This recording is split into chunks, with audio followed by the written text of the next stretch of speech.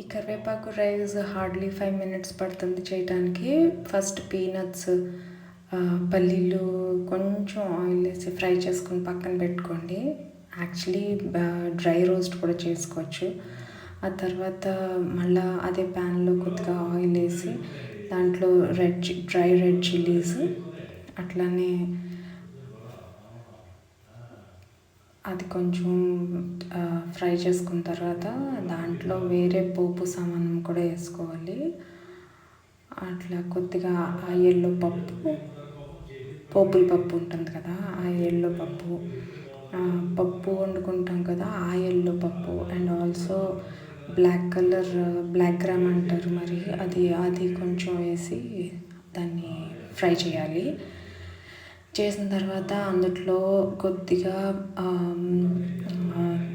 ధనియా seeds, అట్లానే కొద్దిగా tamarind, కొద్దిగా చింతపండు. ఆ చింతపండు చూసారు కదా ఎంత వేసానో, ఆ మాత్రం చింతపండు వేసి దాంట్లో సరిపడగా మీకు సాల్ట్ వేసుకొని అది దాంట్లోనే ట్యూమరిక్ వేసి రోస్ట్ చేసుకున్న తర్వాత నేను 2 cups ఆఫ్ వాష్ చేసి డ్రై చేసుకున్న కరివేపాకు వేసాను. ఇది కొద్దిగా లేతాకే దాంట్లో ఆ కరివేపాకు కూడా వేసిన తర్వాత సెసమి సీడ్స్ వేసాను, నువ్వులు. ఇది వేసిన తర్వాత పక్కన పెట్టుకోండి. రైస్ ఏమో బాయిల్ చేసి పక్కన పెట్టుకోండి.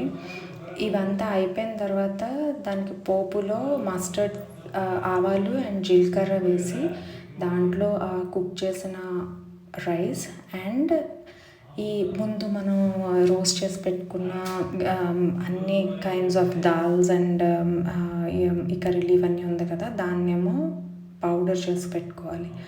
అది కూడా ఇందులో వేసి మిక్స్ చేసి లాస్ట్లో మనం పల్లీలు రోస్ట్ చేసి పక్కన పెట్టుకున్నవి కూడా అందులో వేసేసి అంతా ఫుల్గా మిక్స్ చేసి ఒక్కసారి సాల్ట్ చూసుకుంటే ఇది డన్.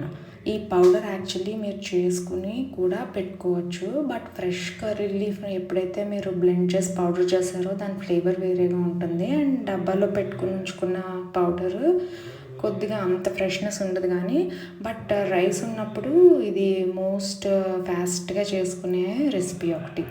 చాలా బాగుంటుంది, ట్రై చేసి చూడండి. Thanks for watching.